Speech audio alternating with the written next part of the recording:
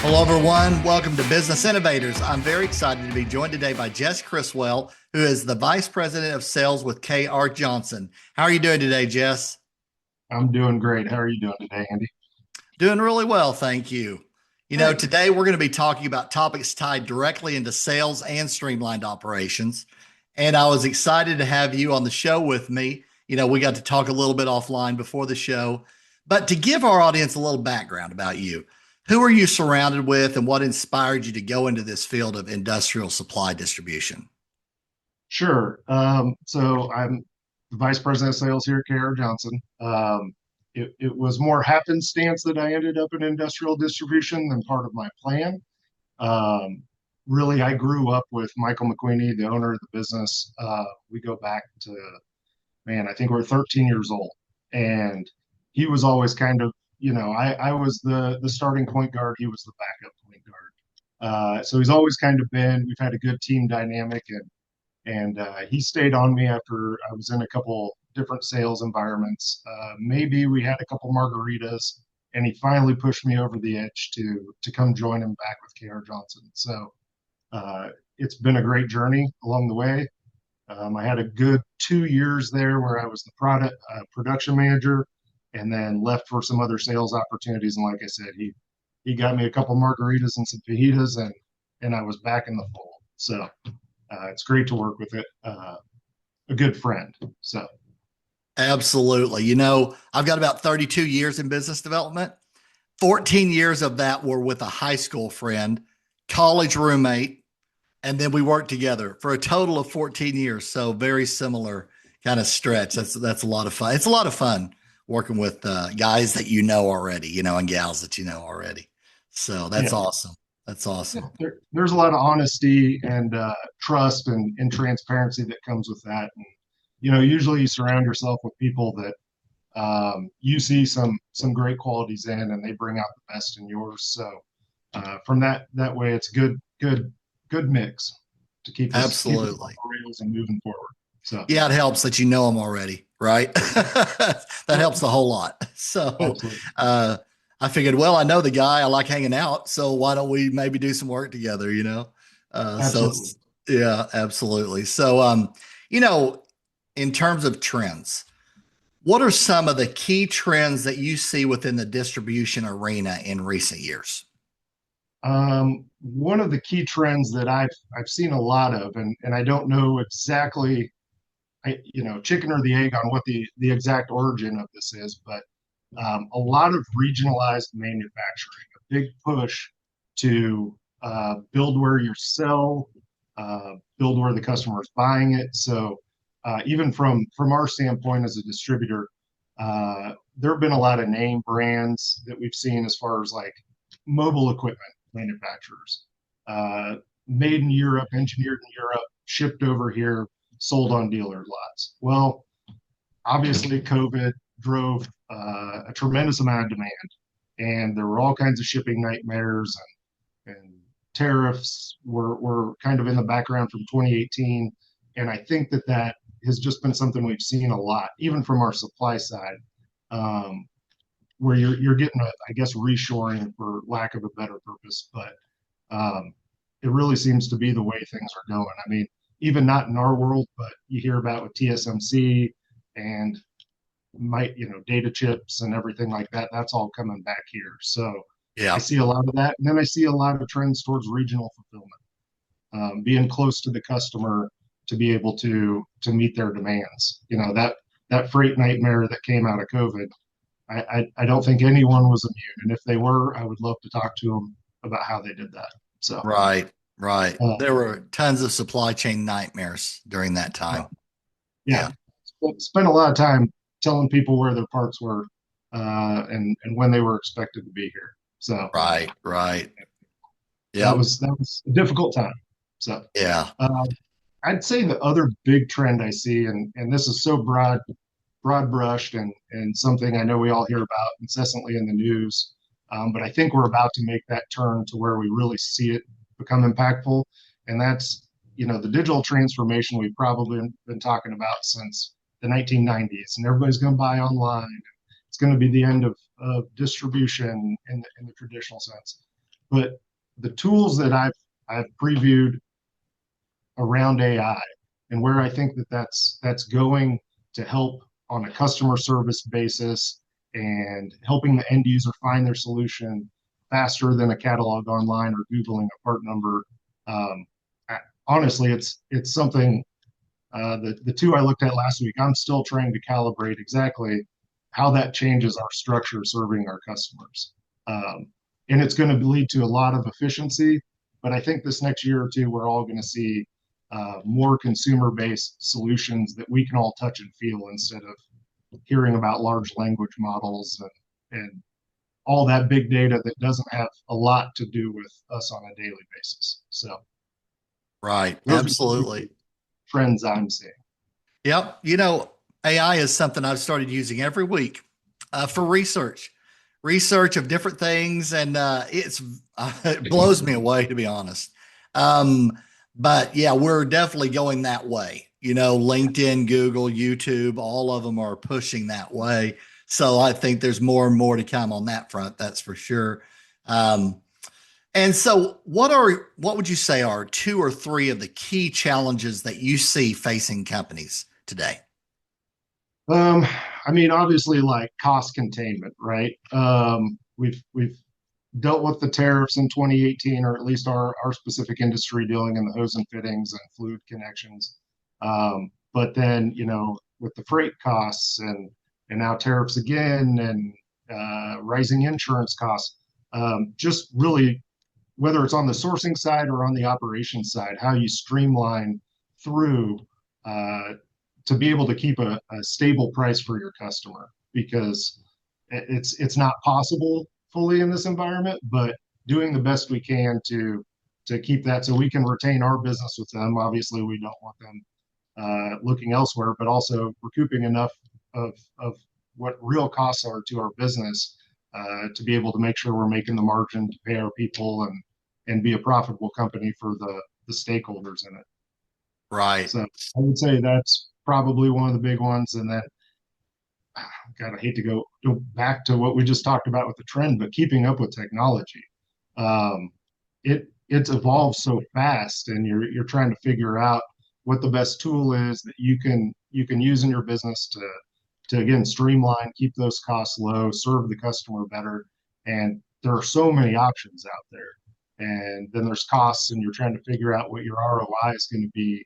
Um, it can be paralysis by analysis with all the different solutions that are out there. So I see those as challenges for everyone.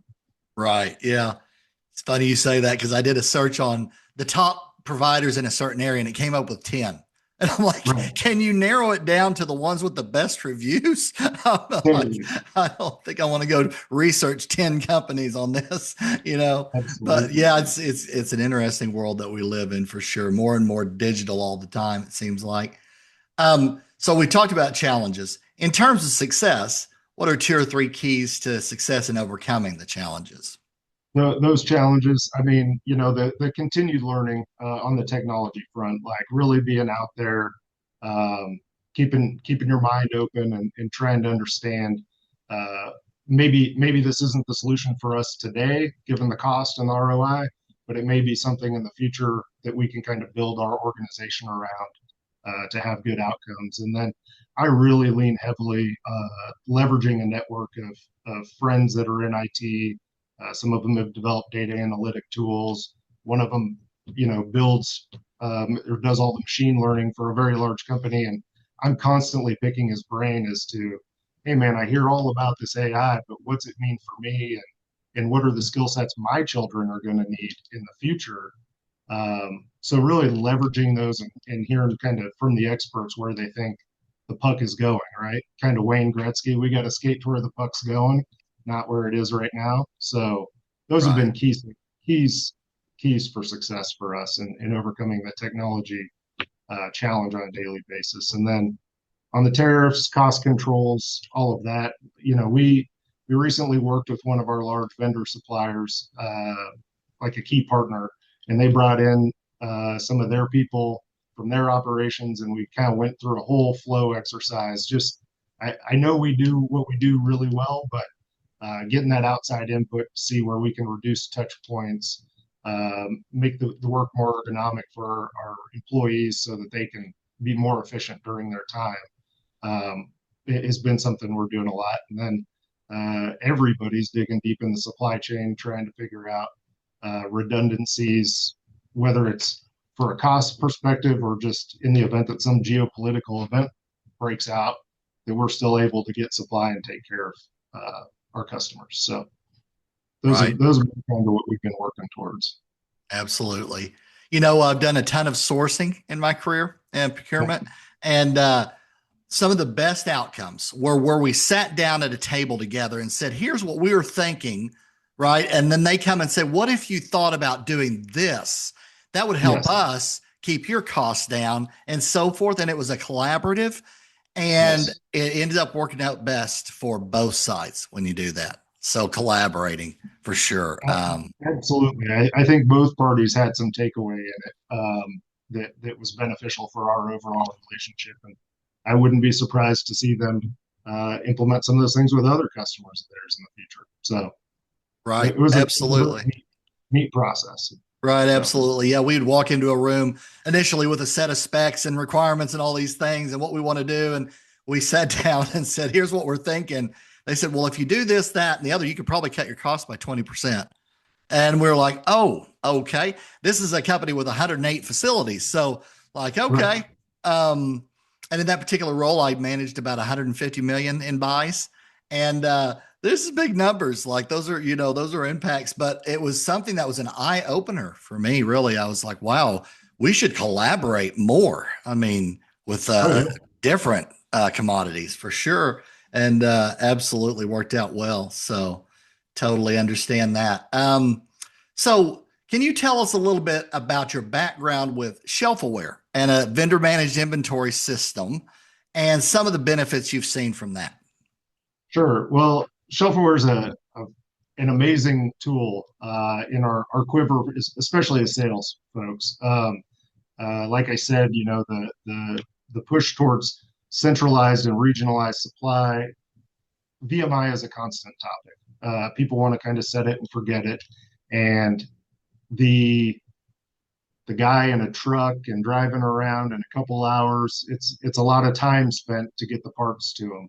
And really, we go back a ways with Andrew, and kind of when he was going through this whole idea of changing the industrial supply chain and giving better data feeds to both partners was something we were interested in. So there was a lot of spitballing back and forth on pros and cons and concerns that we may see, but ultimately we went for it. I believe we were kind of the first person on their platform, and instantly it totally changed and streamlined our working relationship with the customer. I mean, it wasn't even close. We may be doing 5 to 7 POs a week, two of which may end up have been hot parts that we got to get over and run over to keep their production going because their inventory was off. And ultimately, like, there is no noise now. We run an order based off their consumption once a week, send it over to them, and there's no problems. And there, I know that there's been value seen by the end user. I know we've seen it too because our business has grown 5 to 7x with them since we implemented their software. So it's been a total game changer. And I guess one other thing I would point to is that we're managing people's inventory on the West Coast on the other side of the Rocky Mountains. Historically, for distributors, anytime you got to ship something across the Rockies or back and forth that far, freight's going to eat you alive. You're never going to be able to keep that business. They'll find someone local. In this case, we've been able to add so much value to them and make it seamless that it's just a home run. So Awesome. So better client retention and revenue growth as well absolutely, from utilizing it. And it sounds like it helps them. It helps them streamline absolutely, and have better visibility of everything as well. So absolutely. it's a win-win. So that's Yeah. awesome. Love it. Um, and on a personal level, what are the best ways for people to connect with you, Jess? I'd always say you can obviously email me, J Criswell, that's Criswell at krjohnson.com. hydraulic hose and fittings, fluid conveyance is what we do. And then our LinkedIn profile, or my LinkedIn profile, Jess Criswell, soon to have a new headshot Oh because of all the yeah. AI that we were talking about. I made my AI headshot, so you'll see me Right. Yep. Absolutely. I got a sneak peek of it. It's really good. It's really good. I love it. Actually, it's really, really solid. So there. that's awesome. That's just one example of the digital world we live in today. Uh, Absolutely. yeah, it's great. So, this last question I ask of all my guests, it's more of a philosophical question. What would you say as a final word of advice out there for our friends listening or watching today? I would probably take it all the way back to the first question you had, where you were asking me, "How did you get into this business?" And I said, "Well, that wasn't the plan." I think it's an Eisenhower quote: "Planning is essential; plans are useless or worthless." If I look back on everything in my life, in so many ways, I'm exactly where I wanted to be, where I thought I would be when I was 20 something coming out of college. Everything that got me to this point and where I am personally and professionally, none of it went according to plan.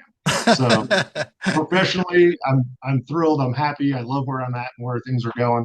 Personally, love my wife, love my family, but I was never supposed to move to Kansas City, and I was never supposed to be in industrial distribution. But that saying to me means a lot. So keep an open mind, and as it pertains to industrial distribution, I really want kids now to really think about manufacturing and industrial as a good place to work. I think we still think about it like it's 1952, and it's not. There's some great careers with some good ROI versus taking out a big college loan. Uh, you know, with the changing AI landscape, I think it's a great place to work. So, Absolutely. Everything I see is trending towards more and more of that in the United States as well. And like we talked about in the show, COVID exposed so many bad situations and not being too reliant on something coming from China or Thailand or wherever it might be. Having more just in time local supplies and so forth. I think, and I've been fortunate to work in the world of supply chain for 32 years now. I never uh, dreamed of being in supply chain, right? Didn't right. even know what supply chain was, honestly, but it ended up being, my entire career essentially. And it's been an amazing adventure. I wouldn't trade it. I wouldn't trade it for a lot of other areas of business. I love supply chain. So I think we're in a upward trend for sure on that front here in America for sure. So, well, I really appreciate you coming on with me today, Jess. You've shared a lot of great insights. I really appreciate it. Yeah. Well, thank you for having me. It's been a pleasure. Absolutely. And that's going to do it for this episode. Thanks for listening or watching, everybody. And we will see you again on the next one. Take care.